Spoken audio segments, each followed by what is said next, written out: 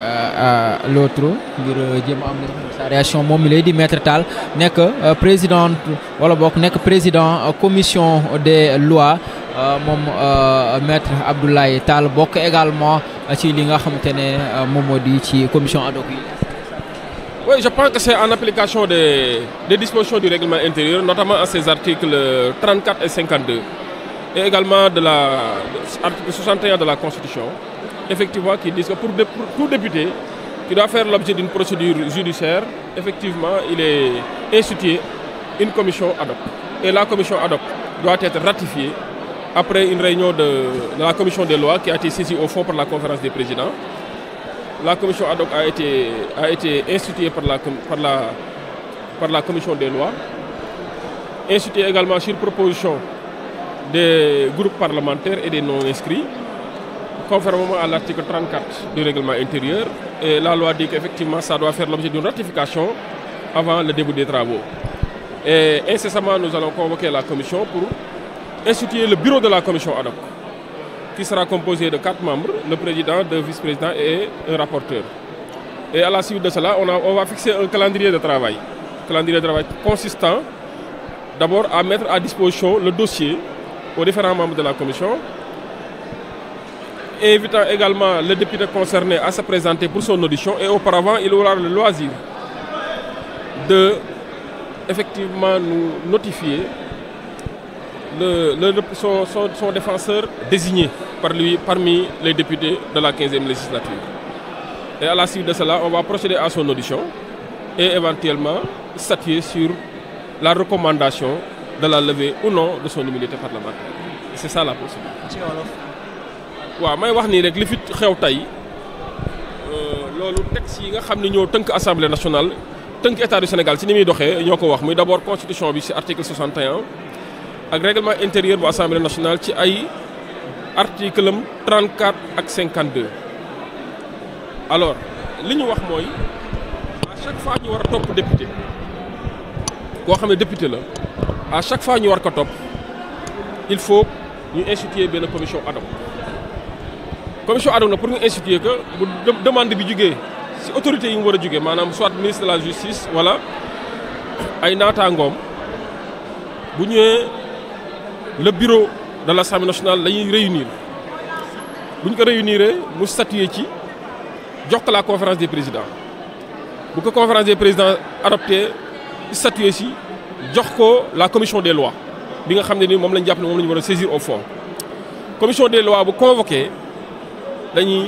instituer ce qu'on appelle une commission ad hoc. La commission ad hoc nag moo war a chargé wu nag pour veiller ci procédure bi nga xam ne nii moo war a aboutir à la levée ou non de l'immunité parlementaire du député concerné. Commissaire des lois nag dina rappeler ne bu ñuy instituer commission ad hoc bi ñu ngi désigner membres yi au prorata des groupes administrativement constitués maanaam les groupes parlementaires et des non inscrits. yàlla dafa def nag comme 11 membres la toujours groupe Pastef les patriotes da cee war a am 9. benn day jóge ci takku wàllu beneen day jóge ci non inscrit yi bu ko defee nag bu ñu paree ci loolu dañ koy soumettre à plénière bi ñu ratifier ko bu ñu ko ratifier ba pare nag après nag ci la ñuy jublu nag ci liggéey bi jublu ci liggéey bi mooy d'abord ñu constituer la commission ñu convoquer la commission te dinañ ko def léegi ci heure yi di ñëw pour constituer ce qu'on appelle le bureau de la commission bi nga xam ne dina am 9 membres président bi ñaari vice-président ak benn rapporteur. buñ ci paree ñu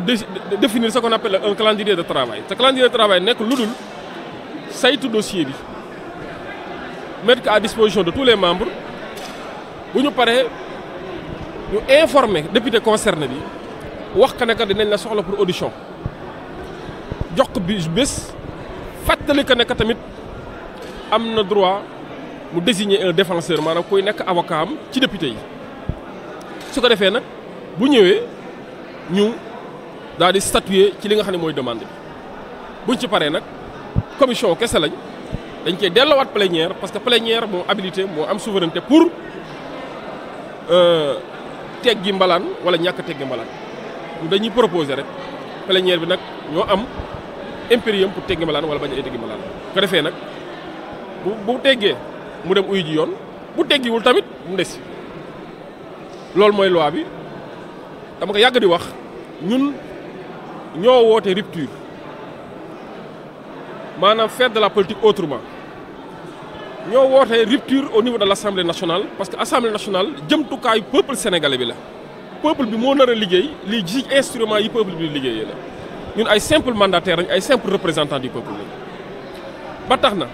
ma fàttali ne tant que ñu ngi fi dinañ fexe ba ak yelleefu doomu aadama yi ñi fi nekk ci biir assemblée ak ñi fi nekkul sax te assemblée war a saytu seen kaw dañ leen respecté dinañ respecté également le principe de la présomption d'innocence maanaam nit ki fekk àtte wuñ ko ba àtte bi jeex dañuy jàpp ni tuuma la rek il est présumé innocent lépp nag lu war ci wàllum ay droit am war ci wàllum àqam ak yelleefam lu mel ni ñu assister ko défendre ko dinañ ko jox ba mu mat sëkk mu xool de son choix kan moo koy assister kan moo koy défendre bu fekkee mise à disposition du dossier la dinañ fexe ba mu xam li ñu koy toppee lan la respecté ak xam ak yelleefam bu demee ba ñu war a lever immunité bi mu comprendre ne assemblée nationale warta nekk benn entrave à l'administration de la justice assemblée nationale collaborateur kese la pas une collaboration dans la complicité mais une collaboration franche pour que liggéeyu assemblée bañ a nekk di entraver li nga xam ne mooy liggéeyu justice su ko defee nag justice nag mooy xam kan moo def ak kan moo deful yéenewuñ kenn kaso yéenewuñ kenn lu naka su dul noonu waaye nag ku nekk na def liggéeyam dans le respect des règles de l'art maa ngi lay dañu noté absence yu bëri daanaka parce que ñoom ñëwuñu loolu nan nga ko gisee. waaw loolu nag dañ ko commencé di tàmm fii léegi opposition yi buñ gisee nii ñoom jàpp nañu si lu dëgër rek wala amuñu argument daanaka dañuy daal di def la politique de la chaise vide alors dama jàpp ni Assemblée nationale c'est le lieu par excellence du débat parlementaire du débat démocratique et du débat politique nga lu ñu waxul fii jarul ñuy génn takk rajo yi ak taxaw ci kanam caméra yi di ko fa wax ku ci nekk am nga sa liberté ak ni ñu koy gisee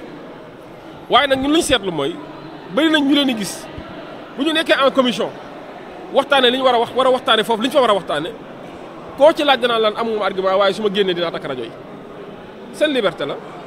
waaye nag les choses sérieuses quand elles se décident da ngaa war a fekk fi ñu koy décider quand elles se discutent da ngaa war a fekk fi ñu koy discuter quand on doit les trancher da ngaa war a fekk fi ñu koy trancher parce que loolu la peuple bi di xaar si ñun mooy mandat bi ñuy jox gannaaw ba ñu defee le tour du Sénégal pour laaj leen seen baat am nga liberté nag bañ a ñëw waaye nag ma fàttali ne ñàkk bañ a ñëw wala bañ a ñëw te justifié ko règlement intérieur assemblée tamit am na lu mu ci wax boo toogee doo ñëw commission wala doo ñëw plénière boo absenté ñaari yoon te justifié ko assemblée nationale am na droit jël li nga xam ne mooy daan waaye nag comme yegguñ foofu dañ leen ni rek invité waat encore une fois à se ressaisir di leen invité waat ñu ñëw ñu bokk liggéey bi te xam ni fii moom tant que ñu ngi fi rek lépp dina jaar yoon incha allah. la dissolution de l'OFNAC est-ce que vous êtes pour parce que Waly Diouf Bodiang démb également loolu doon wax nee na tant que Bassirou Gueye mi ngi fa duñu mën a dissoudre dañ ko war a dissoudre parce que tout simplement dinañ tax duñu mën a. non attendez mbir ab jëmtukaay duñ ko dissoudre parce que am nit a nga fa